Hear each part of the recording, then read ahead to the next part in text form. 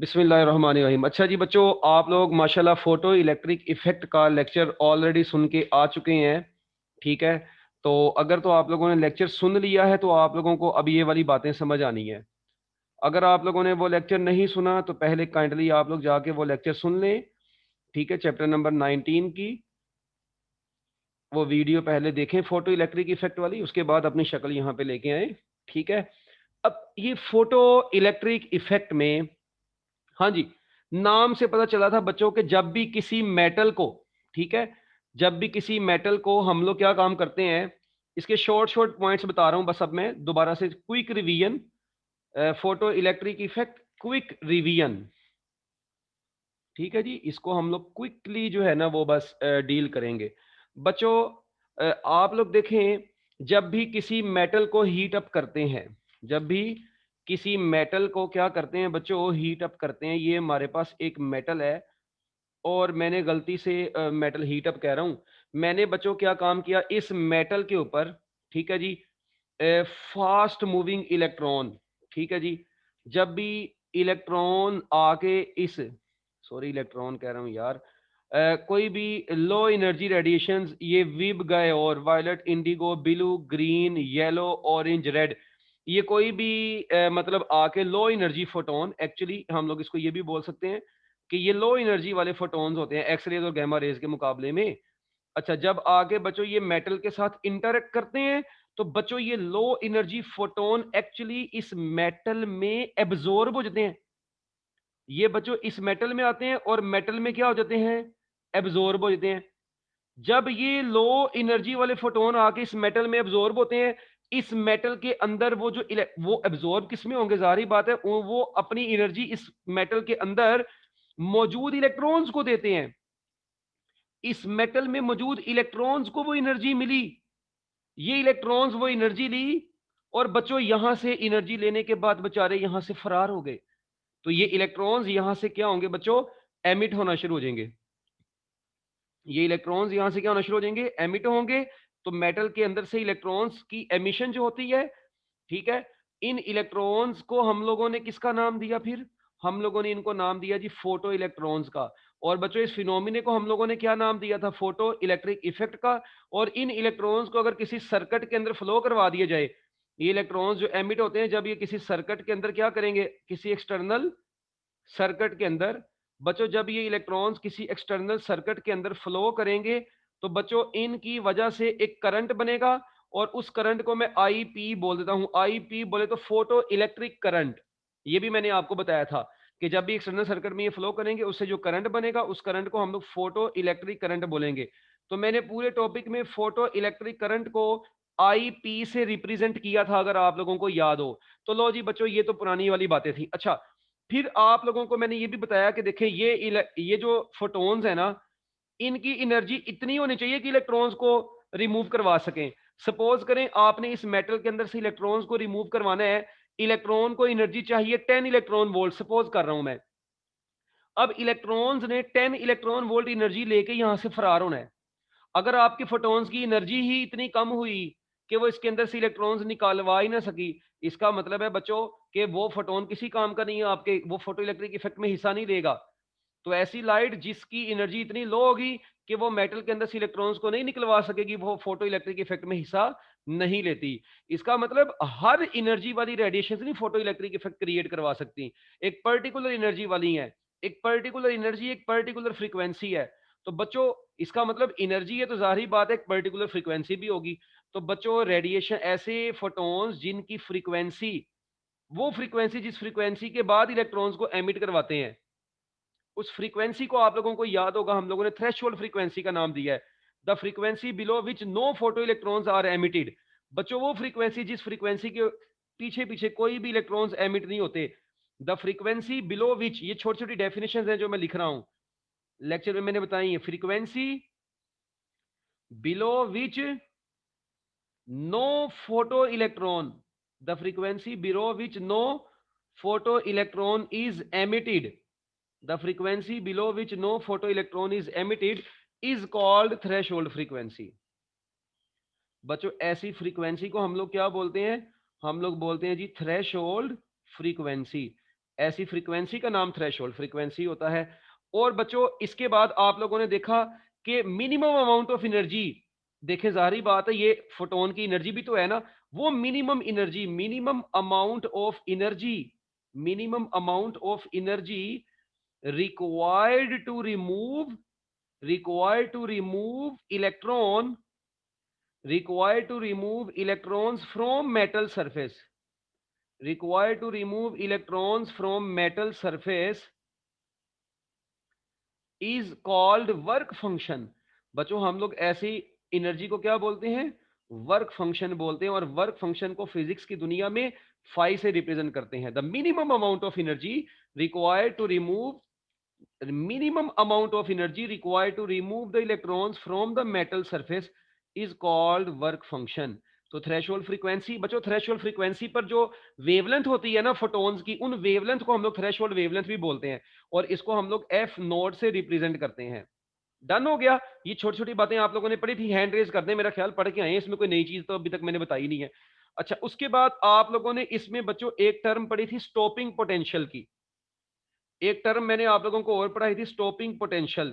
The potential at which no photo electron enters at the anode terminal is known as stopping potential. वो potential जिस potential के ऊपर कोई भी electron, ठीक है, the negative potential of the anode, इसकी डेफिनेशन क्या लिखी थी बच्चों मैंने, the negative potential of the anode, ये एक नेगेटिव पोटेंशियल होता है, नेगेटिव पोटेंशियल, और एनोड पर लगाया हुआ था अगर आपको याद हो, negative potential of the anode at which photoelectric current, photoelectric current becomes zero, किसी सर्किट के अंदर फोटोइलेक्ट्रिक करंट क्या हो जाए, जीरो हो जाए, is called stopping potential, is called stopping potential। और बच्चों इसको हम लोगों ने किससे रिप्रेजेंट किया था, अगर आपको याद हो तो बच्चों इसको हम लोगों ने वी नोट से रिप्रेजेंट किया था। तो लो बच्चों ये आप लोगों के पास स्टॉपिंग पोटेंशियल की एक छोटी सी डेफिनेशन आ गई थी। आप लोगों को याद होगा, देखें मैंने आप लोगों को सर्किट के अंदर ना ये बात बड़े अच्छे तरीके से वहां पर गलती से समझाने की कोशिश की थी कि ये देखें, ये आप लोगों के पास एक इवैक्यूएटेड ग्लास कोई सा भी मतलब चैम्बर है, ट्यूब कह लें आप लोग। अच्छा, इधर एनोड था, ठीक है, इधर हम लोगों ने ऐसे लगाया हुआ था कैथोड, ठीक है, और आप लोगों को याद होगा यहाँ पे एमीटर लगाया हुआ था करंट की रीडिंग लेने के लिए। अच्छा, और यहाँ पर हम लोगों ने क्या लगा दिया था साथ में बच्चों, एक रियोस्टेट लगा दिया था।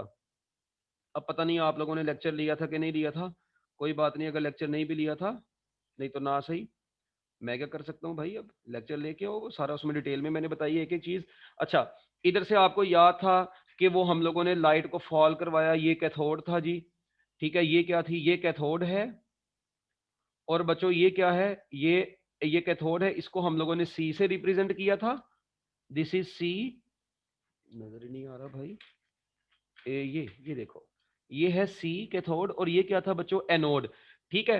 अब आप लोगों को, और यहाँ पे आप लोगों ने देखा यहाँ पर वोल्ट मीटर भी लगाया था, जाहिर बात है इस वोल्टेज को मेजर भी तो करना था। अच्छा, अब ये देखें जरा, मैंने आपको बताया था जब लाइट सूटेबल फ्रीक्वेंसी की आके इस कैथोड के ऊपर फॉल करेगी तो इस कैथोड से इलेक्ट्रॉन्स बाहर निकलेंगे। वो इलेक्ट्रॉन्स इस वक्त देखें एनोड के साथ पॉजिटिव है, कैथोड के साथ नेगेटिव है। कैथोड के अंदर से इलेक्ट्रॉन्स निकले, एनोड की तरफ अट्रैक्ट हुए, और यहां से निकल के बच्चों एमीटर में आए और आगे सर्किट में फ्लो करके, और आप लोगों को इस सर्किट में जो करंट मिला उस करंट को हमने नाम दिया आईपी, फोटो इलेक्ट्रिक करंट। हमने ये देखा बच्चों, ये जो लाइट थी ये, ठीक है जी, इसको मोनोक्रोमेटिक बनाने के लिए आप लोग देखें व्हाइट लाइट आ रही थी, उसको मोनोक्रोमेटिक बनाने के लिए ना हम लोगों ने कलर फिल्टर लगाया हुआ है, जिसने एक पर्टिकुलर फ्रीक्वेंसी वाली रेडिएशंस को आगे भेजा, क्योंकि हर लाइट थोड़ी रेडिएशंस को इसके अंदर से इलेक्ट्रॉन्स को रिमूव करवा सकती है, एक पर्टिकुलर फ्रीक्वेंसी वाली ही रिलीज करवाएगी इसके अंदर से इलेक्ट्रॉन्स को। तो वो इसका मतलब है कलर फिल्टर एक पर्टिकुलर फ्रीक्वेंसी मोनोक्रोमेटिक लाइट बनाने के लिए हम लोगों ने वो यूज किया था। अच्छा, अब यहां पर फिर क्या हुआ बच्चों, आप लोगों ने देखा कि ये यहां पर काम की बातें क्या निकली थी, आपने देखा लाइट की इंटेंसिटी बढ़ाई ना बच्चों हम लोगों ने, बाय इंक्रीजिंग दो चीजें यहां पर, अगर बच्चों मैं लाइट की इंटेंसिटी बढ़ाऊंगा by increasing intensity of the light, तो बेसिकली लाइट के नंबर ऑफ फोटॉन्स बढ़ते थे। लाइट की इंटेंसिटी बढ़ाने से मतलब लाइट की मिकदार आपने बढ़ाई। लाइट के नंबर ऑफ फोटॉन्स बढ़ाए, लाइट के नंबर ऑफ फोटॉन्स बढ़ेंगे तो जितने ज्यादा फोटॉन्स इस कैथोड में एब्जॉर्ब होंगे उतने ज्यादा नंबर ऑफ इलेक्ट्रॉन्स एमिट होंगे। इसका मतलब इंटेंसिटी के बढ़ाने से क्या होगा, लाइट के फोटॉन्स बढ़े, बच्चों लाइट के फोटॉन्स बढ़े, वो जाके कैथोड पर पड़े और कैथोड से निकलने वाले इलेक्ट्रॉन्स की तादाद बढ़ गई। अच्छा, जब ये कैथोड से निकलने वाले इलेक्ट्रॉन्स की तादाद बढ़ी, वो ज्यादा इलेक्ट्रॉन्स किसकी तरफ अट्रैक्ट हुए, एनोड की तरफ। और हमने कहा बच्चों फोटो इलेक्ट्रिक करंट भी क्या कर गया, फिर फोटो इलेक्ट्रिक करंट भी इंक्रीज कर गया। इसका मतलब by increasing the intensity of the light photo electric current increases. और हम लोगों ने बच्चों फिर फोटो इलेक्ट्रिक करंट और इंटेंसिटी ऑफ द लाइट के दरमियान में, इंटेंसिटी और फोटो इलेक्ट्रिक करंट के दरमियान में ग्राफ ड्रॉ किया और हमने देखा कि बच्चों इंटेंसिटी के बढ़ने से फोटो इलेक्ट्रिक करंट बढ़ता जाता है और इनके दरमियान में ग्राफ एक स्ट्रेट लाइन होता है। अच्छा, अब दूसरी तरफ बच्चों, दूसरी तरफ क्या हो रहा था, अगर मैं बाय इंक्रीजिंग इंटेंसिटी, अगर मैं बच्चों लाइट, आने वाली लाइट की अब फ्रीक्वेंसी को बढ़ाता जाऊं, बच्चों फ्रीक्वेंसी को बढ़ाएंगे ना तो इलेक्ट्रॉन्स नहीं बढ़ेंगे, इंटेंसिटी नंबर ऑफ इलेक्ट्रॉन्स को शो करती है। हाँ, तब फ्रीक्वेंसी के बढ़ाने से इलेक्ट्रॉन्स ने नहीं बढ़ना, बच्चों किसने बढ़ना है, फ्रीक्वेंसी के बढ़ाने से वो इलेक्ट्रॉन्स को देखे, फ्रीक्वेंसी बढ़ी, एनर्जी बढ़ी, वो ज्यादा एनर्जी वाले इलेक्ट्रॉन्स जाके, ज्यादा एनर्जी वाले फोटॉन्स जब जाके बच्चों से टकराएंगे तो इससे निकलने वाले इलेक्ट्रॉन्स की काइनेटिक एनर्जी ज्यादा होगी। तो बच्चों frequency, by increasing the frequency maximum kinetic energy of photo electrons increase कर गई। बच्चों इलेक्ट्रॉन्स की काइनेटिक एनर्जी इंक्रीज करती है। और बच्चों अब मेरी बात सुनिए, इसका मतलब इलेक्ट्रॉन्स की काइनेटिक एनर्जी इंक्रीज कर गई, ठीक है। तो लाइट की इंटेंसिटी बढ़ाने से इलेक्ट्रॉन्स की तादाद बढ़ती है, इलेक्ट्रॉन्स की तादाद बढ़ेगी, करंट बढ़ेगा, क्योंकि करंट का फार्मूला होता है Q over T, charge per unit time. Charge जितना ज्यादा निकलेगा करंट उतना ज्यादा फ्लो करेगा। मगर फ्रीक्वेंसी के बढ़ाने से हमने देखा, सपोज करें इलेक्ट्रॉन्स 20 निकले थे ना, वो 20 ही है, फ्रीक्वेंसी के बढ़ाने से इलेक्ट्रॉन्स, नंबर ऑफ इलेक्ट्रॉन्स क्या रहे, नंबर ऑफ इलेक्ट्रॉन्स कांस्टेंट ही रहे हैं। हाँ, मगर उनकी एनर्जी बढ़ गई है, उनकी एनर्जी बढ़ गई है। अब बच्चों अब मेरी बात सुने, हमने अगर इन इलेक्ट्रॉन्स की अभी काइनेटिक एनर्जी कैलकुलेट करनी हो तो बच्चों आपको मैंने लेक्चर के अंदर तरीका बताया था कि अगर आप लोगों ने इन इलेक्ट्रॉन्स की काइनेटिक एनर्जी मालूम करनी है तो आपको क्या करना पड़ेगा, अगर आप लोगों ने इन इलेक्ट्रॉन्स की काइनेटिक एनर्जी मालूम करनी है तो एक मर्तबा इनसे पंगा लेकर देखना है। मैंने आपको बताया था अगर इसकी ताकत चेक करनी है ना तो एक मर्तबा इससे पंगा तो लेके देखो, दोस्ती नहीं करनी, अभी तो दोस्ती थी, अब इसकी एनर्जी देखनी है तो एक मर्तबा इस फुफ्फे से पंगा लो। अच्छा, आप लोगों ने बैटरी की पोलैरिटी को रिवर्स कर देना है, तो काइनेटिक एनर्जी मालूम करने के लिए बैटरी की पोलैरिटी को रिवर्स किया। जब आप लोगों ने पोलैरिटी को रिवर्स किया, अब जो इलेक्ट्रॉन इसकी तरफ, जो इलेक्ट्रॉन इधर निकले हुए थे वो एनोड के पॉजिटिव पोटेंशियल की तरफ आ रहे थे, अब जब ये नेगेटिव हो जाएगा, ये पॉजिटिव हो जाएगा, अब वही, अब ये एनोड पर नेगेटिव आ गया, कैथोड पर पॉजिटिव आ गया, यही एनोड अब उनको रिपेल करेगा। अच्छा, अब सपोज करें इस एनोड का नेगेटिव पोटेंशियल इतना कहे कि यहां पे 100 बने हैं इलेक्ट्रॉन और ये 10 को रोक सकता है। अच्छा, इसका मतलब ये 10 को रोक सकता था, बाकी 90 तो गुजर जाएंगे, मगर करंट पहले से कम हो गया। अच्छा बच्चों, आप लोग ये वेरिएबल पोटेंशियल की, पोटेंशियल डिवाइडर की मदद से पोटेंशियल को बढ़ाते जाएं। पोटेंशियल को बढ़ाया, सपोज करें इतना कर दिया, नेगेटिव पोटेंशियल के 70 को रोक लिया, बाकी 30 गुजर गए, फोटो इलेक्ट्रिक करंट कम हो गया, अभी मतलब फोटो इलेक्ट्रिक करंट कम हो गया। अच्छा, आप लोग बच्चों उसके बाद ये काम कर रहे हैं, आप लोगों ने क्या काम किया, आप लोगों ने एक वक्त ऐसा आया कि आप लोगों ने स्टॉपिक पोटेंशियल की ऐसी वैल्यू सेट कर दी कि जितना इसका नेगेटिव पोटेंशियल है उतना ही पोटेंशियल इन इलेक्ट्रॉन्स का भी है। इसका मतलब जब एक भी इलेक्ट्रॉन इधर एंटर नहीं हो रहा है एनोड में, अगर कैथोड से निकलने वाला एक भी इलेक्ट्रॉन एनोड में एंटर नहीं हो रहा, तो बच्चों इसका मतलब है आपके एनोड ने इस वक्त उसको स्टॉप कर दिया है उन इलेक्ट्रॉन्स को, और उस पॉइंट पर जो इस एनोड का पोटेंशियल होगा that is known as stopping potential. इसका मतलब मैं कह सकता हूं कि अगर आप लोग लाइट की सुनना, लाइट की फ्रीक्वेंसी बढ़ा रहे हैं तो काइनेटिक एनर्जी बढ़ेगी। अब अगर उनकी एनर्जी बढ़ जाएगी, सपोज करें पहले 10 जूल थी, तो आप लोगों का स्टॉपिंग पोटेंशियल ने भी एनर्जी इतनी की दी कि वो 10 जूल बन गई, आपने इधर से फ्रीक्वेंसी बढ़ा दी, आपका स्टॉपिंग पोटेंशियल उतना ही रहा, तो बच्चों वो तो इलेक्ट्रॉन फिर यहां से गुजर जाएंगे। तो आपको क्या करना पड़ेगा, काइनेटिक एनर्जी इंक्रीज करेगी तो आपको स्टॉपिंग पोटेंशियल भी इंक्रीज करना पड़ेगा। अगर स्टॉपिंग पोटेंशियल, काइनेटिक एनर्जी, इसका मतलब इलेक्ट्रॉन्स की काइनेटिक एनर्जी चेक करने के लिए स्टॉपिंग पोटेंशियल की जरूरत है। काइनेटिक एनर्जी जितनी ज्यादा होगी, स्टॉपिंग पोटेंशियल भी, उनको रोकने वाला पोटेंशियल भी उतना ज्यादा होगा। काइनेटिक एनर्जी कम होगी, स्टॉपिंग पोटेंशियल भी कम होगा। तो यहां से हम लोगों ने फिर एक रिजल्ट भी निकाला था, अगर आपको याद हो कि बच्चों रिजल्ट ये निकाला था, आप लोगों को याद होगा कि maximum kinetic energy of photo electrons का फॉर्मूला ई वी नोट था।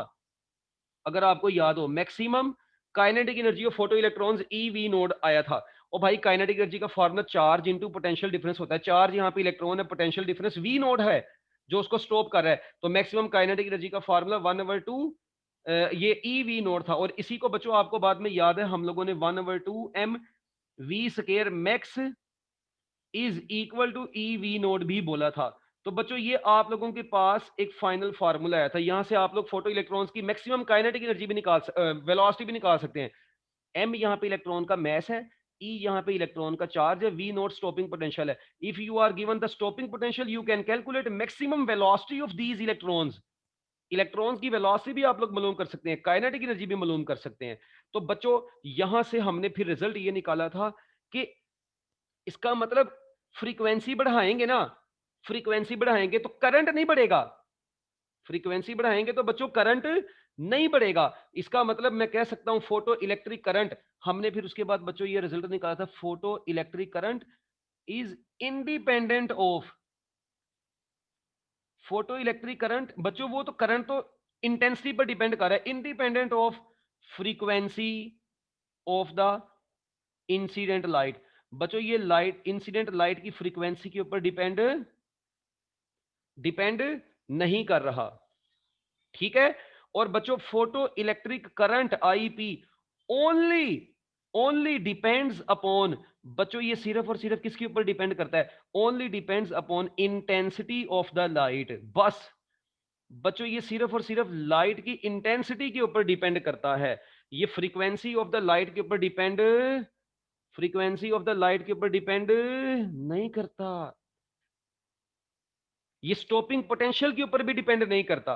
स्टॉपिंग पोटेंशियल का काम है उसने इलेक्ट्रॉन्स को स्टॉप कर देना है। इसका इसका लेना देना करंट के साथ है, उसकी क्वांटिटी के साथ नहीं है। ये मेरी बात याद रखना, मतलब इसने करंट के फ्लो को रोका है बस। स्टॉपिंग पोटेंशियल इलेक्ट्रॉन्स को रोक रहा है। अक्सर बच्चे कहते हैं सर जी एमी स्टॉपिंग पोटेंशियल का तो करंट के साथ रिलेशन नहीं है। भाई स्टॉपिंग पोटेंशियल का आप लोग देखें काइनेटिक एनर्जी के साथ रिलेशन है, काइनेटिक एनर्जी का फ्रीक्वेंसी के साथ रिलेशन है। और फ्रीक्वेंसी का नंबर ऑफ, फ्रीक्वेंसी का सिर्फ किससे लेना देना है, उनकी एनर्जी से लेना देना है, उनके क्वांटिटी से लेना देना नहीं होता। तो स्टॉपिंग पोटेंशियल का भी करंट से, फोटो इलेक्ट्रिक करंट से कोई लेना देना नहीं है। ये बातें हमने ग्राफ की मदद से भी बाद में की थी, वो पूरे लेक्चर के अंदर मैंने बताई हुई है, अगर आपको याद हो। मैंने आपको बताया था बच्चों, आप लोगों के पास सपोज करें ये देखें, अगर आप लोगों के पास बच्चों 10 फोटोन ग्रीन कलर के हैं, 10 फोटोन ही आपके पास ये पर्पल कलर के हैं। अच्छा अब दोनों के फोटोन सेम है, इसका मतलब दोनों का फोटो इलेक्ट्रिक करंट सेम है। फोटो इलेक्ट्रिक करंट सेम है, इसलिए इनकी इंटेंसिटी भी ऑब्वियस ही बात है, इंटेंसिटी को आई से रिप्रेजेंट किया था। अगर इंटेंसिटी सेम है तो फोटो इलेक्ट्रिक करंट भी सेम है।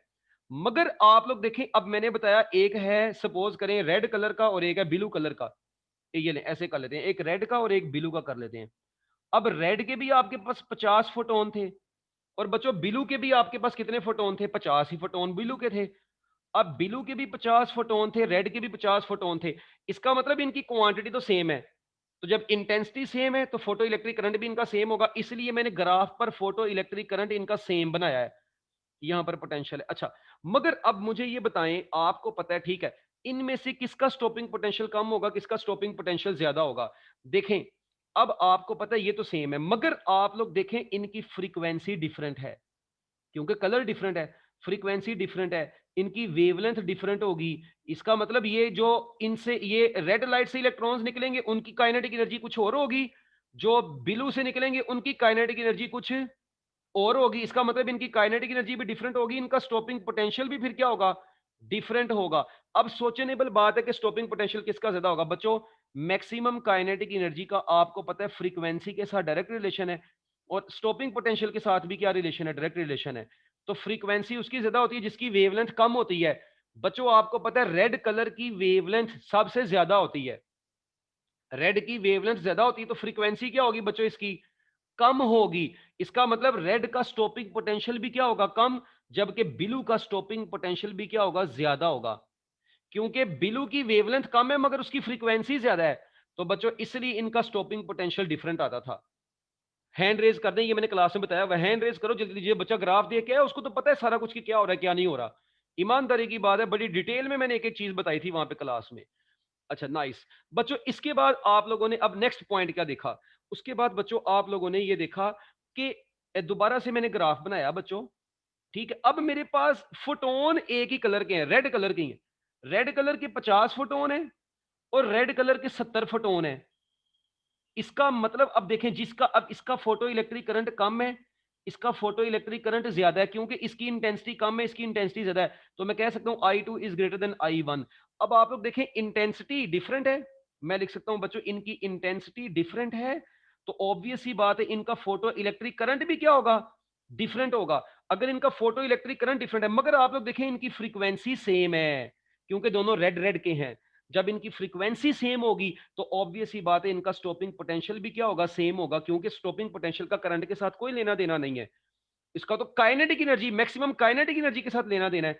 इसका मतलब है इनका स्टॉपिंग पोटेंशियल दोनों का क्या होगा, सेम ही होगा। और बच्चों उसके बाद ये इसका मतलब स्टॉपिंग पोटेंशियल इनका सेम हो गया। उसके बाद जो तीसरा ग्राफ आप लोगों ने देखा था, वो तीसरा ग्राफ बच्चों आप लोगों ने क्या देखा था, तीसरे ग्राफ में आप लोगों ने क्या देखा था, क्या देखा था, आपने देखा था द फ्रीक्वेंसी एट, ये थ्रेशोल्ड फ्रीक्वेंसी, जिस फ्रीक्वेंसी पर kinetic energy of photo electron zero है मगर उसके बढ़ाने के बाद उनकी काइनेटिक एनर्जी बढ़ती जा रही है, kinetic energy of photo electrons बढ़ती जा रही है। तो इसका मतलब वो मिनिमम फ्रीक्वेंसी, जिस फ्रीक्वेंसी से पीछे कोई भी फोटो इलेक्ट्रॉन एमिट नहीं होता, उस फ्रीक्वेंसी को थ्रेशोल्ड फ्रीक्वेंसी बोलते हैं। मगर इस फ्रीक्वेंसी के बाद आपने देखा था फ्रीक्वेंसी के बढ़ने से क्या होता जा रहा था, इलेक्ट्रॉन्स की काइनेटिक एनर्जी भी बढ़ती जा रही थी। और आप लोगों ने ये रिजल्ट भी निकाला था वहां पे, अगर आपको याद हो, कि at F is equal to F naught maximum kinetic energy of photo electrons is zero. ये मैंने आपको क्लास में बकायदा क्लियर तरीके से बता दिया हुआ है। और वैसे भी नजर आ रहा है, देखें at threshold frequency kinetic energy zero, इसके बाद वो बढ़ना शुरू हुई है, फ्रीक्वेंसी भी बढ़ती गई, काइनेटिक एनर्जी भी बढ़ती गई है। तो लें जी बच्चों, ये आप लोगों के पास इसका छोटा सा इंट्रोडक्शन था थोड़ा सा। उसके बाद मैंने आपको बताया था, जब हम लोग बच्चों इस पूरे फोटो इलेक्ट्रिक इफेक्ट के अंदर, ठीक है, इस पूरे फोटो इलेक्ट्रिक इफेक्ट के अंदर अगर आप लोगों को याद हो, हम लोग इससे कुछ रिजल्ट जो निकाले थे वो क्या निकाले थे, आप लोग मुझे बताएं, क्या इससे जो इलेक्ट्रॉन्स निकलते हैं, जितने भी इलेक्ट्रॉन्स एमिट होते हैं, याद रखना जितने भी इलेक्ट्रॉन्स फोटो इलेक्ट्रिक इफेक्ट में एमिट होते हैं ना, all electrons are emitted with different energies. जरूरी नहीं है हर एक की एनर्जी सेम हो, डिफरेंट एनर्जीज के होते हैं। उसके बाद maximum energy of photo electrons depends upon the surface of the metal and frequency of the incident light. वही बात कर रहा है कि एनर्जी जो होती है वो incident of the light incident जो कर रही होती है उसके ऊपर डिपेंड करती है। और मिनिमम फ्रीक्वेंसी है जिस फ्रीक्वेंसी से पीछे कोई भी फोटो इलेक्ट्रॉन एमिट नहीं होता। ओके बच्चों। और उसके बाद बच्चों नेक्स्ट एक बात जो बड़ी काम की यहां पर निकली थी, आपको याद होगा आइंस्टाइन ने जो फोटो इलेक्ट्रिक इफेक्ट के बारे में बताया, उसने ये बताया था, आइंस्टाइन फोटो इलेक्ट्रिक इक्वेशन हम लोगों ने वहां पे बकायदा बनाई। उसने बताया था कि जो फोटोन आ रहा है, उस फोटोन, जिस फोटोन ने आके टकराना है मेटल से, उसके दो काम होने हैं। एक तो उसने इलेक्ट्रॉन को रिमूव करवाना है और रिमूव करवाने के लिए वर्क फंक्शन होता है, और दूसरा उसने इलेक्ट्रॉन्स को मूव भी करवाना है। ये याद है, इस इक्वेशन को बच्चों हम लोगों ने आइंस्टाइन फोटो इलेक्ट्रिक इक्वेशन बोला था, हम लोग ऑलरेडी पढ़ चुके हैं। This equation is known as Einstein photo electric equation, ठीक है। तो ये फोटो इलेक्ट्रिक इक्वेशन थी। यहां पे आप लोगों ने फिर लिखा था जी H F is equal to 5 प्लस 1/2 mv स्केयर मैक्स, ठीक है, इस इक्वेशन को। और यहाँ पे आप लोग ऐसे भी लिख सकते हैं, H F minus 5 is equal to 1/2 mv square max, वही पुरानी वाली बातें सारी। तो ये आप लोगों के पास आया था। और एक स्पेशल केस हमने बनाया था, जब ये काइनेटिक एनर्जी मैक्सिमम को जीरो पुट किया था, जब मैक्सिमम काइनेटिक एनर्जी को इधर जीरो पुट किया था, ये देखें इस इक्वेशन में, ये याद करो, वो रिलेशन देख रहे हैं ना उस क्लास में, वैसे अगर इधर देख रहे हैं देख लो। अगर maximum kinetic energy zero put करेंगे तो इस एफ की जगह पर क्या पुट कर देंगे, एफ नोड पुट कर देंगे, तो फाई बराबर आ जाएगा एच एफ नोड के। इसका मतलब अगर आपको किसी भी मेटल की थ्रेशोल्ड फ्रीक्वेंसी गिवन हो, just multiply the threshold frequency with the Planck's constant, you can calculate work function of the metal. Okay बच्चों, इसके अलावा अगर फ्रीक्वेंसी गिवन हो और काइनेटिक एनर्जी गिवन हो, फिर वर्क फंक्शन काइनेटिक एनर्जी को इधर लेके आके माइनस कर देना।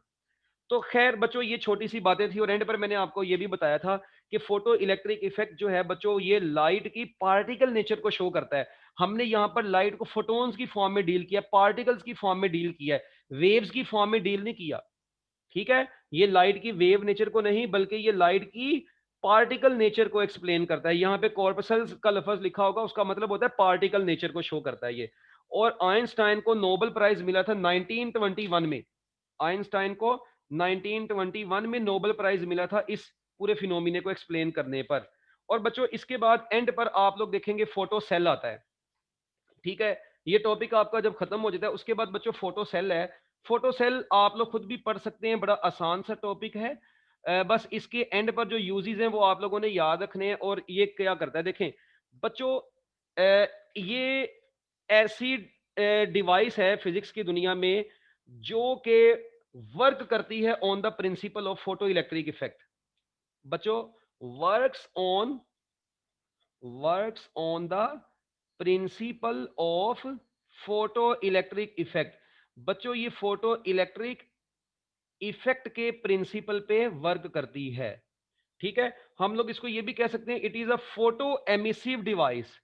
फोटो एमिसिव, एमिशन से लफ्ज निकला है, फोटो एमिसिव डिवाइस है बच्चों ये इसके ऊपर जब लाइट पड़ती है तो ये बच्चों फोटो एमिसिव से मुराद है लाइट की मौजूदगी में इलेक्ट्रॉन्स को रिलीज करेगी ना ये। तो फोटो इलेक्ट्रिक इफेक्ट भी तो यही काम करता है, लाइट आके मेटल के ऊपर फॉल करती है तो वहां से इलेक्ट्रॉन्स रिलीज हो जाते हैं।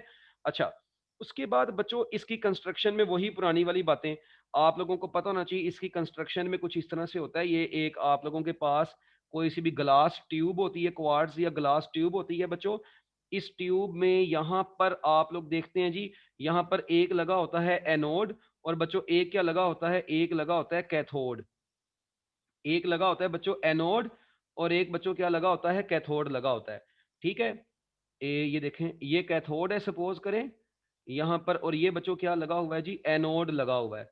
ठीक है, अब इसमें वही पुरानी सारा मतलब ये ग्लास ट्यूब आ गई आपके पास, इधर से ना यहां से ना टर्मिनल्स बाहर निकल रहे होते हैं। ठीक है, ऐसे टर्मिनल्स बाहर निकल रहे होते हैं, आप लोग इसको नेट के ऊपर सर्च भी कर सकते हैं। ये पूरा जिस तरह एलईडी नहीं होती, एलईडी फिर फोटो डायोड, ये फोटो डायोड की तरह है ना, फोटो डायोड भी तो ऐसे ही था मगर इसमें डायोड नहीं लगा हुआ, इसलिए इसको फोटो डायोड नहीं बोलेंगे हम।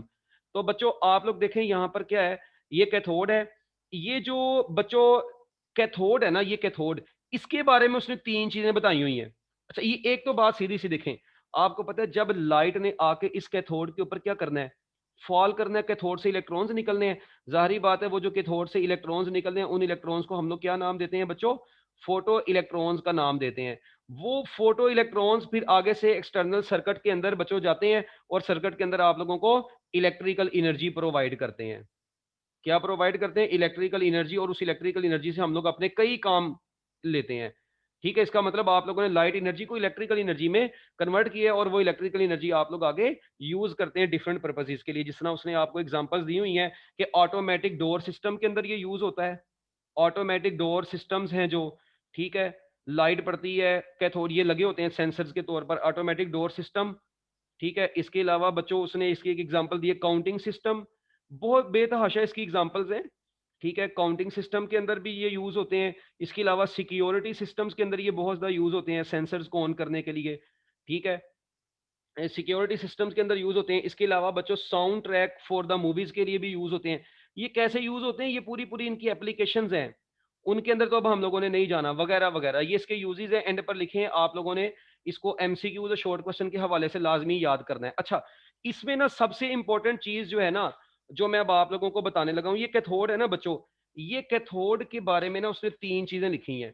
कहता है जी अगर ये कैथोड किसका बना हुआ, सोडियम एंड पोटाशियम का बना हो, सोडियम एंड पोटाशियम, ठीक है, का अगर बना होगा तब भी जारी बात है इसने क्या रिलीज करनी है, आपको पता है बच्चों, इधर सुनना मैं बताता हूं, इलेक्ट्रॉन्स रिलीज करने हैं, अगर ये सोडियम और पोटाशियम का बना होगा तो फिर कौन सी लाइट यूज करनी है, अगर ये बच्चों बना होगा caesium, caesium coated oxides, caesium coated oxidised, sodium coated oxidised, sodium coated oxidised silver, ठीक है जी, सोडियम कोटेड ऑक्सीडाइज्ड सिल्वर, ठीक है, इसके अलावा अदर मेटल्स, और बच्चों उसने यहां पर लिखा हुआ है जी अदर मेटल्स। अब आप लोग यहां पर जरा गौर से देखें बच्चों, अगर ये कैथोड से इलेक्ट्रॉन्स निकलवाने हैं, और ये कैथोड किसका बना हुआ, सोडियम एंड पोटाशियम का बना हुआ, आपको पता है अगर ये इस मटेरियल का बना होगा, मटेरियल की नेचर के ऊपर भी तो डिपेंड करता है, अगर ये इस मटेरियल का बना होगा तो कहता है इस मटेरियल का अगर ये बना है ना, तो इससे इलेक्ट्रॉन्स रिलीज करवाने के लिए आप लोगों को जरूरत पड़ती है किसकी, विजिबल लाइट की जरूरत पड़ती है आप लोगों को। किसकी जरूरत पड़ती है, विजिबल लाइट की। आ रहा हूं। अच्छा, ये बच्चों विजिबल लाइट की जरूरत पड़ती है आपको। किसकी जरूरत पड़ती है, विजिबल लाइट की जरूरत पड़ती है अगर सोडियम और पोटाशियम का बना होगा। बच्चों अगर यही बना होगा किसका, अगर ये सीजियम कोटेड ऑक्सीडाइज्ड सिल्वर का बना होगा, ठीक है, अगर ये सोडियम कोटेड ऑक्सीडाइज्ड सिल्वर का बना होगा, तो बच्चों ये इंफ्रारेड लाइट, तो ये बच्चों फिर ये किसके ऊपर बेस करेंगे, फिर इंफ्रारेड लाइट इसके ऊपर फॉल करवाएंगे तो इलेक्ट्रॉन्स रिलीज होंगे। अगर सीजियम कोटेड ऑक्सीडाइज सिल्वर के ऊपर आप लोग विजिबल लाइट फॉल करवाते रहेंगे तो इलेक्ट्रॉन्स रिलीज नहीं होंगे, क्योंकि इनको बकायदा एनर्जी चाहिए होती है इलेक्ट्रॉन्स को रिमूव करवाने के लिए। और यूजली जो अदर मेटल्स होती हैं बच्चों, अदर मेटल्स के लिए कहते हैं हम लोग जो है जी अल्ट्रा वायलेट लाइट को भी यूज कर लेते होते हैं। तो बच्चों ये उसने 3 एमसीक्यूज हैं बड़े इंपॉर्टेंट फोटो सेल के अंदर से, जो कि अक्सर औकात पेपर में आते हैं, ये आप लोगों ने अपने माइंड में रखने हैं। तो ये आपका छोटा सा फोटो सेल का भी टॉपिक था जो कि दी एंड हो चुका है, इसमें कोई मुश्किल चीज नहीं थी। ओके जी बच्चों।